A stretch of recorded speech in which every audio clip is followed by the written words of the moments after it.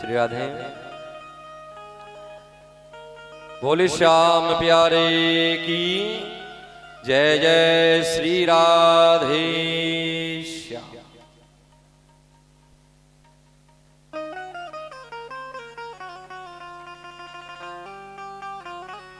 तो इस प्रकार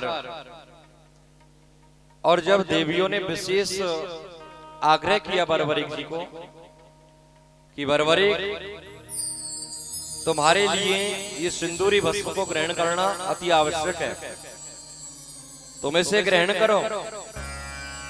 और जैसे ही बर्बरीक जी ने उस सिंदूरी भस्म को महाराज ग्रहण किया, देवियां अंतर ध्यान होकर के चली गईं। जो विजय विप्र नाम का जो ब्राह्मण था वो भी महाराज तपस्या करके और वापस लौट गया। लेकिन देवियों ने कहा कि बर्बरीक अभी तुम यहीं गुप्त क्षेत्र में रह करके और तपस्या करो। तो बर्बरीक जी महाराज और उसी गुप्त क्षेत्र में साधना को आरंभ किया। लेकिन आज जब बर्बरीक जी ने ये देखा, जैसा कि मैंने आप लोगों को कल बताया था कि जो बहता हुआ जो जल होता है ना, उसमें हमें जाकर के स्नान कर लेना चाहिए। लेकिन जो भरा हुआ जल है, जो कुंड होता है, उसमें कभी भी महाराज स्नान नहीं करें। दूसरी बात, उसमें कुल्ला इत्यादि नहीं करें। इसका बड़ा दोष यहां पर बतलाया। तो जब बर्बरीक जी महाराज और भीमसेन को चेतावनी दे रहे थे, सावधान कर रहे थे, बोले इस कुंड को आप गंदा मत करो, क्योंकि इसमें से मैं अपने आराध्य भगवान का अभिषेक करता हूं। लेकिन भीमसेन है जो कि बर्बरीक की सुनते ही नहीं। महाराज 2 बार समझाया, 4 बार समझाया, लेकिन समझ में नहीं आया। और जब समझ में नहीं आया सज्जनों, तो भीमसेन और बर्बरीक के मध्य में और मल्ल युद्ध आरंभ हो गया। दोनों में आपस में युद्ध होने लगा। और ये कोई दिखाने के लिए नहीं लड़ रहे थे, क्योंकि बर्बरीक को ये पता नहीं था कि ये मेरे बाबा है, ये मेरे पितामह हैं। उनको ये पता ही नहीं था। अनजाने में दोनों में युद्ध चल रहा है। और लड़ते लड़ते महाराज इतना समय बीत गया, 2 घड़ी। और 2 घड़ी के अंदर ही भीमसेन जी जो है ना महाराज हल्के पड़ने लगे। वैसे तो 10,000 हाथियों का बल था भीम में, लेकिन बर्बरीक जी के साथ में युद्ध करने की क्षमता नहीं रही। और जैसे ही खुद को थका हुआ जब महसूस करने लगे सज्जनों, तो आज बर्बरीक जी ने क्या किया, महाराज भीमसेन को पकड़ा और पकड़ करके दोनों हाथों के ऊपर अधर आकाश में उठा दिया। और जैसे ही उठा करके महाराज दूर फेंकने के लिए तैयार हो रहे थे, इतने में ही महाराज और भगवान भोलेनाथ, भगवान रुद्रदेव और प्रकट होकर के आए और आकर के ये समझाया, बोल बर्बरीक रुको, ये तुम क्या अनर्थ करने के लिए जा रहे हो? अरे जिन्हें तुम मारना चाहते हो, जिन्हें तुम फेंकना चाहते हो, ये तुम्हारे पितामह भीम है। और जैसे ही बर्बरीक महाराज ने सुना ये मेरे बाबा हैं, ये मेरे पितामह भीम हैं, तुरंत भीमसेन को नीचे उतारा और उतार करके महाराज चरणों को पकड़ लिया। चरणों में बैठ करके और भीमसेन से ये निवेदन किया, हे पितामह, मैं बड़ा आपका अपराधी हूं। मैंने आज बड़े ही नीचे कर्म को यहां पर किया, आप मुझे क्षमा कर दीजिए। वैसे तो मैं क्षमा के योग्य हूं नहीं, क्षमा के योग्य नहीं, मैं गलती अपनी मानी, सुनो सुनो श्री श्याम। आज बर्बरीक जी को बड़ा और महाराज पश्चाताप हो रहा है। वो ये प्रायश्चित कर रहे हैं। बर्बरीक ये कहते हैं कि मैंने ये क्या कर दिया, मैंने अपने पितामह पर हाथ उठाया, लेकिन एक बात मैं आपको बता दूं, हर एक पोता अपने बाबा के ऊपर हाथ जरूर उठाता है। कैसे भाई? बचपन में हमें बड़ा अच्छा लगता है वो, और जितना पोता बाबा को बार बार कहीं नोचेगा, कहीं चढ़ेगा, कहीं मारेगा, महाराज उसको बड़ा अच्छा लगता है। होता है कि नहीं ऐसा? और बड़ा प्यार से हम लोग उसे खिलाते हैं। लेकिन यहाँ पर जो बरबरीक जी महाराज हैं, आज जब इन्होंने भी अपने पितामह पर हाथ उठा दिया तो इनको महाराज आज बड़ी गिलानी अंदर से होने लगी। पितामह मुझसे बड़ा अपराध हो गया और इसका कोई प्रायश्चित नहीं है। जिस शरीर से ये पाप हुआ है, अब मैं उस शरीर को रखना नहीं चाहता, मैं उस शरीर को और नष्ट कर दूंगा, समाप्त कर दूंगा। और जैसे ही महाराज कहा, बरबरीक ने समाप्त कर दूंगा, अब तो भीमसेन ने कहा, बोले पुत्र इसमें तुम्हारी कोई गलती नहीं है। अरे बरबरीक, तुम्हें ये पता थोड़ी था कि मैं तुम्हारा पितामह हूं। ये जो अपराध आपसे हुआ है ये अनजाने में हुआ है, और जो अनजाने में अपराध होता है वो अपराध नहीं होता है। नहीं पितामह, अब मैं इस शरीर को रखना नहीं चाहता, मैं महिसागर में जाकर के अपनी जान दे दूंगा। और जैसे जान देने की बात कही बरबरीक ने, अब तो भीमसेन जी को बड़ा दुख होने लगा और भीमसेन ये कहने लगे, पुत्र मैं बार बार आपको समझा रहा हूं कि तुम्हारा इसमें कोई दोष नहीं।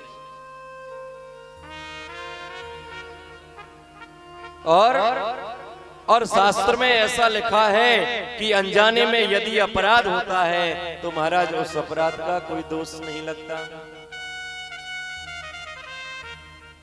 कि अज्ञात विहते पापम नास्ति वीरेन्द्र कल्मषम् शास्त्रे सूक्तमिदं वाक्यम् नान्यथा कर्तुमर्हसि। किंतु बरबरी गिलानी से भरपूर उसको कुछ सुनाई नहीं दे रहा है कि मैंने अपने पितामह पर हाथ कैसे उठा दिया, बस इसी का दुख। अब मेरा जीना व्यर्थ है। मैंने इतनी सारी तपस्या करी, 14 देवियों को मैंने प्रसन्न किया, भगवान भोलेनाथ को मैंने प्रसन्न किया, लेकिन मैंने क्या किया? सारा का सारा जो तप था वो महाराज निष्फल हो गया। अब मैं जीना नहीं चाहता, अब मैं शरीर को रखना नहीं चाहता, मैं महिसागर में जाकर के अपनी जान दे दूंगा। और जैसे ही अपने शरीर का त्याग करने का संकल्प बरबरीक ने अपने मन में लिया, और महाराज जैसे ही दौड़ने लगे, बरबरीक तेजी से जा रहे महिसागर में कूदने के लिए, अपनी जान देना चाहते हैं। पीछे से भीमसेन दौड़े जा रहे हैं, पुत्र रुको, अरे बेटा रुको, रुको बेटा, पुत्र रुको, ऐसा मत करो। लेकिन बरबरीक हैं कि उनकी बात को सुनते ही नहीं।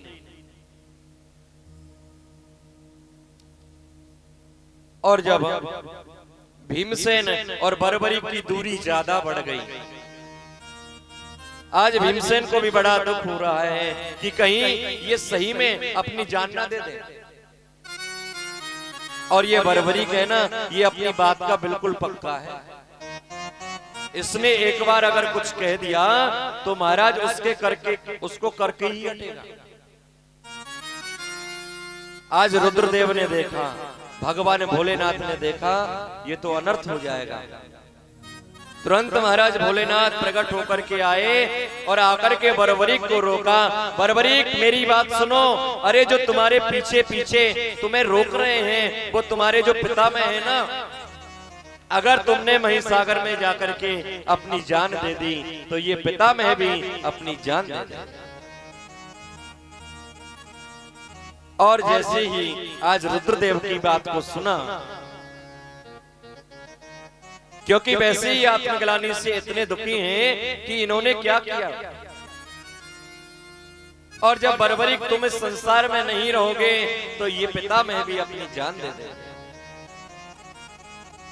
और जैसी बर्बरीक ने सुना रुक गए। भीमसेन ने आकर के कहा पुत्र तुम्हारी कोई गलती नहीं है और हम इतने वनवास भोग रहे हैं और भगवान श्री कृष्ण और घटोत्कच से तुम्हारे बारे में सुना जरूर था कि तुम इसी गुप्त क्षेत्र में कहीं रहते हो, लेकिन मुझे पता नहीं था क्योंकि मेरी जो स्मरण शक्ति है उस स्मरण शक्ति का लोप हो गया था। पुत्र तुम्हारा कोई दोष नहीं है,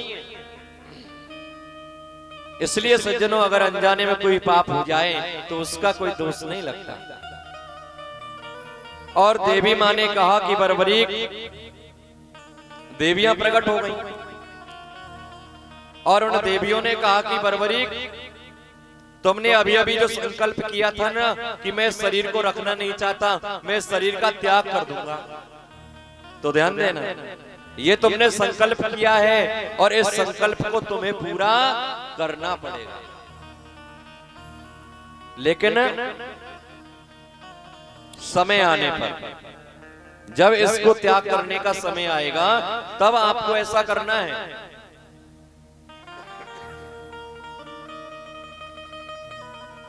देवियों ने बर्बरीक से कहा बर्बरीक अब तुम अपने इस शरीर को कुछ दिनों तक संभाल करके रखो और भगवान श्री कृष्ण के हाथ से तुम्हारे शरीर का कल्याण होगा। किसने कहा? देवियों ने। देवियों ने आकर के ये भविष्यवाणी कर दी और इतना कह करके भगवान भोलेनाथ और माता रानी वहां से अंतर ध्यान हो गई। आज भीमसेन बड़े प्रसन्न हो रहे हैं। भीमसेन की जो छाती है ना महाराज बड़ी चौड़ी हो गई। बोला आज मैं अपने पौत्र से हार करके भी जीत गया, क्योंकि भीमसेन जितना पराक्रमी था ना उससे कई गुना ज्यादा उसका पोता पराक्रमी।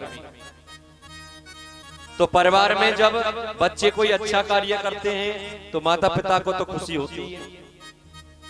आज भीमसेन को बड़ी प्रसन्नता हुई और भीमसेन महिसागर संगम में जहां पर और पांडव लोग रुके हुए थे ना वहां पर अपने साथ में अपने बर्बरीक को लेकर के आए। और जैसे ही पांडवों के पास में पहुंचते हैं उन पांडवों से परिचय करवाते हैं। बोले देखो ये हमारा बर्बरीक है, यही गुप्त क्षेत्र में निवास करता है। और भीमसेन खुश होकर के ये भी बता रहे हैं, बोले युधिष्ठिर भैया अरे अर्जुन बर्बरीक के साथ में मेरा मल्लयुद्ध हुआ था और इसने मुझे इतना मारा अगर रुद्रदेव प्रकट होकर के नहीं आते ना तो आज मुझे समाप्ति ही कर देता। बड़ा खुश होकर के भीमसेन बता रहे हैं। आज सभी पांडवों को भी बड़ी प्रसन्नता होती है। बोल हमारा जो पौत्र है वो बड़ा वीर है, बड़ा महावीर है, पराक्रमी है, योद्धा है।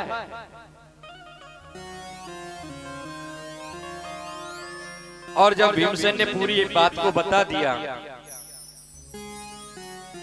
कि ये अपनी जान देने के लिए तैयार हो गया था, लेकिन रुद्रदेव ने आकर के इससे रोक दिया। आज धर्मराज युधिष्ठिर ने कहा कि बर्बरीक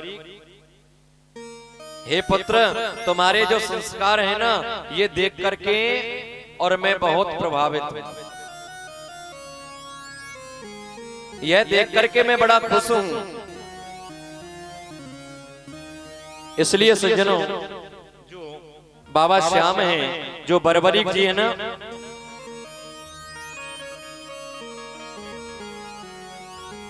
इनका जो जीवन चरित्र है इनके जीवन चरित्र को हमें अपने बच्चों को बताना चाहिए, उनको सुनाना चाहिए। क्यों? क्योंकि जैसा बाबा का चरित्र है ना ये अपने माता के अपने पिता के बड़े ही आज्ञाकारी पुत्र हैं। और जो बच्चे आजकल माँ बाप की बात नहीं सुनते हैं ना उनको ये सब चरित्र सुनाना चाहिए। बाबा श्याम क्या है उनकी कथा क्या है, उनका जीवन कैसा था, उनका चरित्र कैसा था। आज उनसे जब अपने पितामह का अपराध हुआ तो महाराज अपने शरीर को त्याग करने का संकल्प ले लिया। ऐसे संस्कार हमें अपने बच्चों में डालने चाहिए। लेकिन होता क्या है, एक आदमी के महाराज 3 बेटे थे और 1 बेटी थी। ध्यान देना। और ये चारों के चारों, तीनों बेटे और 1 बेटी, सारे के सारे विदेश में रहते थे। अब भगवान की ऐसी कृपा हुई सज्जनों कि उनकी जो माँ थी ना, उस माँ की जो तबीयत थी कुछ ज्यादा ही बिगड़ गई, ज्यादा तबीयत खराब हो गई, स्वास्थ्य हल्का हो गया और इतनी सीरियस हो गई सब। तो उनके पिताजी ने उनका जो सबसे बड़ा बेटा था ना, अपने बड़े बेटे को फोन लगाया और फोन लगा करके ये कहा कि बेटा तुम्हारी जो माँ है ना वो बहुत ज्यादा बीमार है, इसलिए तुम अब जल्दी से घर आ जाओ जिससे माँ का इलाज करा सके। तो पता है आपको बेटा क्या बोला? आज उस बड़े बेटे ने ये कह दिया, बोल पापा मैं 3 साल की ट्रेनिंग पर हूं, कृपया आप मुझे फोन ना करें और 2 भाई और है ना उन दोनों को फोन कर लो, वो आ जाए, मैं नहीं आ सकता। पिताजी ने फोन रख दिया। पिता ने अपने दूसरे बेटे को, अपने दूसरे पुत्र को फोन किया और बोले कि बेटा तुम्हारी जो माँ है ना वो बड़ी सीरियस है, ऐसा करो तुम जल्दी से घर आ जाओ। तो पता है सज्जनों दूसरे बेटे ने क्या कहा? दूसरे बेटे ने भी ऐसा ही उत्तर दे दिया सज्जनों, बोले देखो पिताजी मेरी जो पत्नी है ना वो अभी प्रेग्नेंट है और मैं उसे ऐसी हालत में छोड़ करके घर नहीं आ सकता। ठीक है। अब की बार पिताजी ने महाराज अपने तीसरे बेटे को फोन लगाया और तीसरे बेटे को फोन लगाया और जैसे ही उसको समाचार दिया, बेटा तुम्हारी माँ की तबीयत बहुत ज्यादा बिगड़ रही है, ऐसा करो बेटा अब तुम ही जल्दी आ जाओ। तो तीसरे बेटे ने भी बहुत अच्छा उत्तर दिया। क्या? तीसरे बेटे ने भी ये कह दिया, बोलो देखो पिताजी मेरे तो इंडिया आने के 3 महीने और बाकी हैं, अब बीच में नहीं आ सकता, अब मैं 3 महीने के बाद ही आऊंगा, आप उन दोनों बेटों को फोन लगा लो।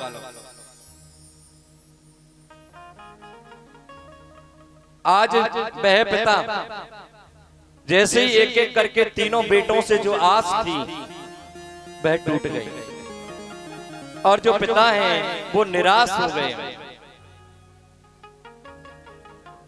और निराश होकर के महाराज अपना सर पकड़ करके जब बैठ गए,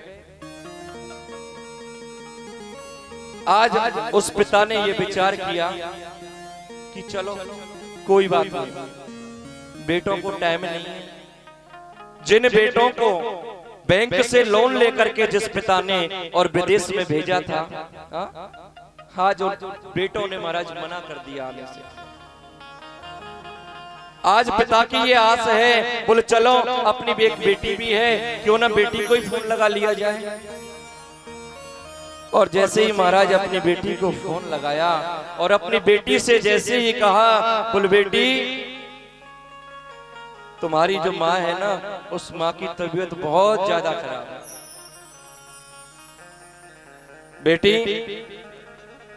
बेटी से ये भी नहीं कह पाए कि बेटी तू आ जा या तेरे पति को यहाँ पर भेज दे। अब की बार बेटी ने आगे से कह दिया, बोल पिताजी आप बिल्कुल चिंता मत करो, आप माँ को संभालो, खुद को संभालो और मैं और आपके दामाद दोनों घर वापस आ गए। बेटी भी विदेश में थी। आज बेटी ने जैसे ही कहा, महाराज पिता की आंखें भरा आज पिता भी फूट फूट करके रोने लगा। बोले जिन बेटों को मैंने खून पसीने की कमाई से लोन इत्यादि लेकर के कर्जे पर पैसा लेकर के विदेश भेजा, आज उस मेहनत का मेरे पुत्रों ने मुझे ये सिला दिया है। आज बेटी ये बार बार कहती है, बोले पिताजी अपने आप को संभालो, माँ को संभालो।